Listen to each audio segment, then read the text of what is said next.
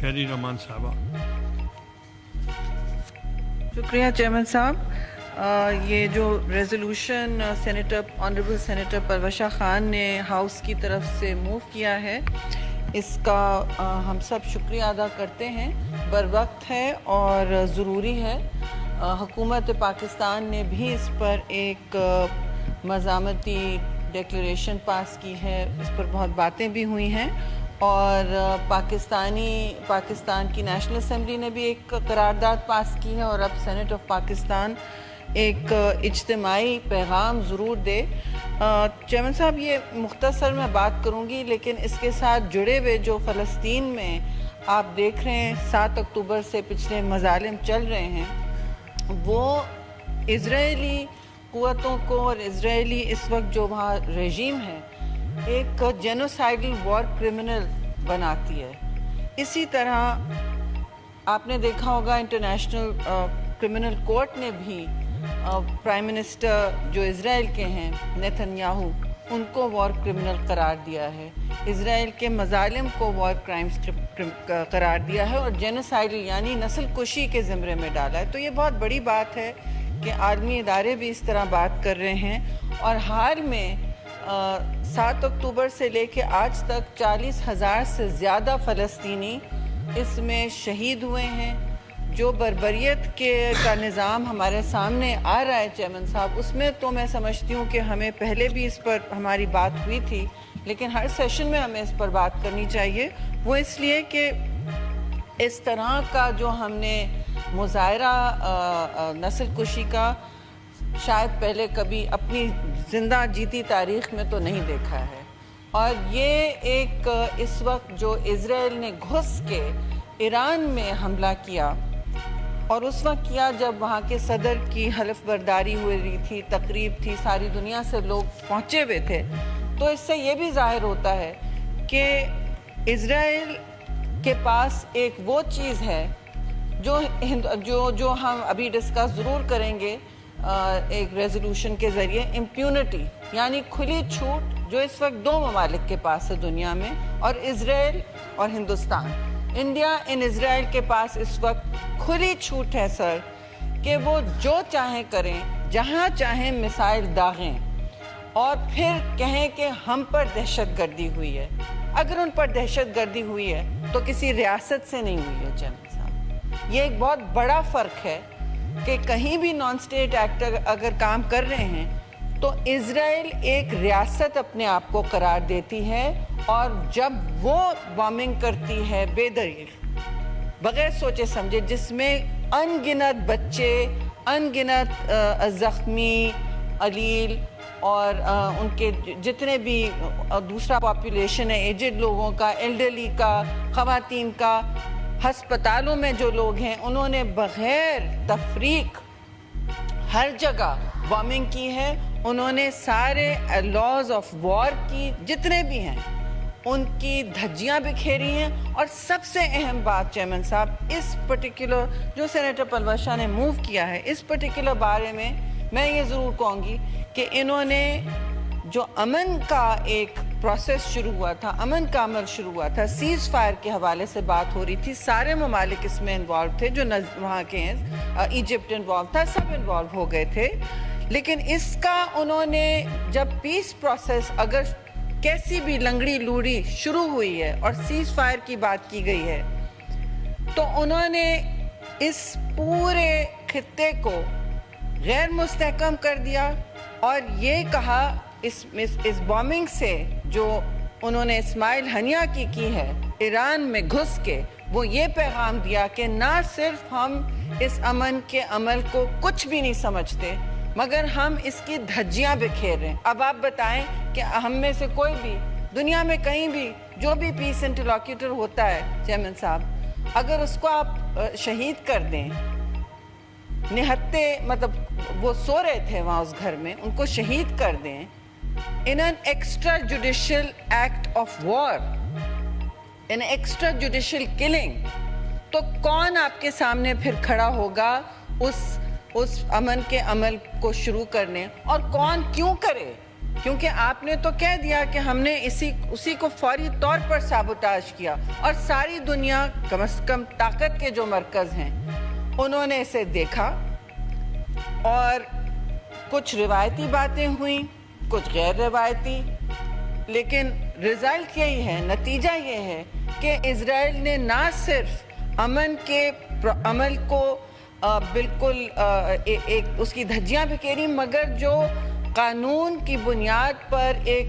عالمی نظام بنا ہوا ہے، یعنی کہ رولز بیسڈ آرڈر جو سیکنڈ ورلڈ وار کے بعد بنا ہے سر، اس کی بھی دھجیاں بکھیری ہیں۔ یعنی کہ اب کوئی قوانین نہیں ہے، اب جو گھسے جو مرضی آئے کر سکتا ہے، وہ واضح ہو گیا ہے۔ ہندوستان نے تو اپنے Indian held illegally Indian held Kashmir میں کیا ہے، اور اسرائیل نے گھس کے بیروت میں بامبنگ کی ہے،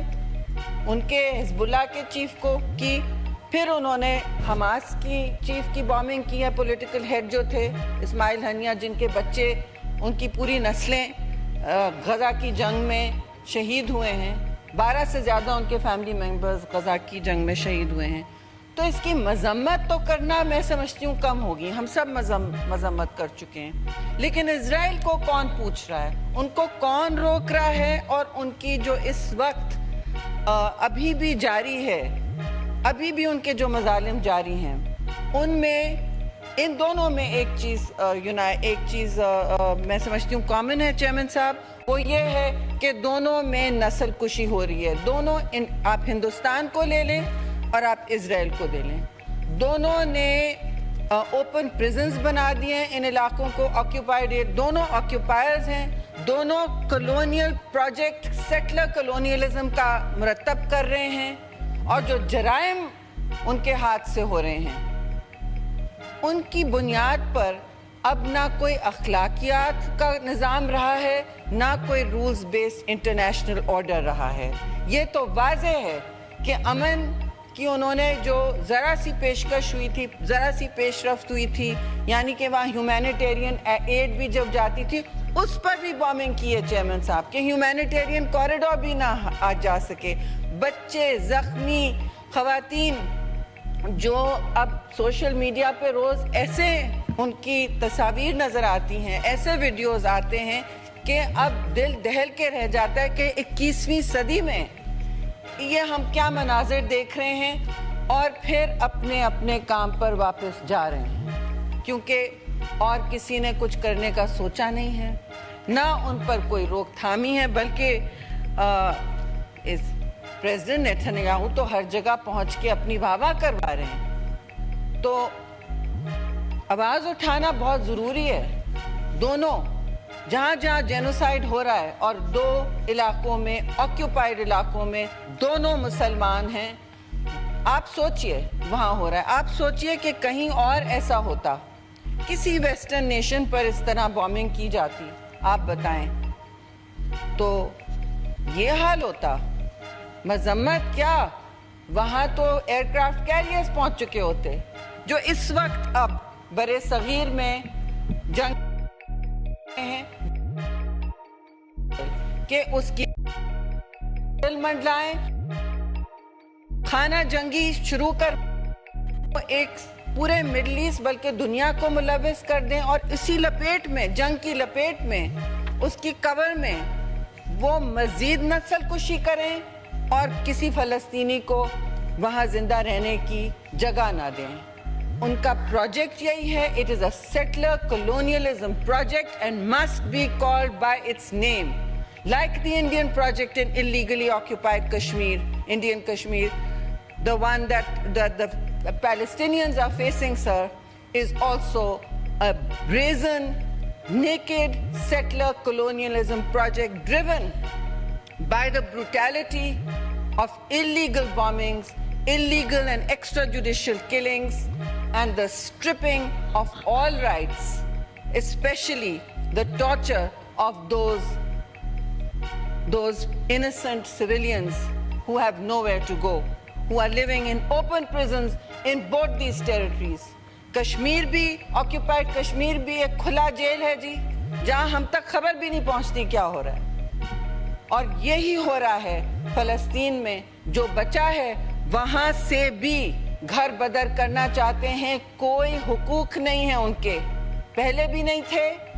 کوئی بھی اسرائیلی آ کے کہہ سکتا ہے کل کھٹکھٹائے دروازہ اور کہ میں یہاں رہوں گا. کہیں دنیا سے وہ فلائٹ لینڈ کرے تل ابیب میں, ان کو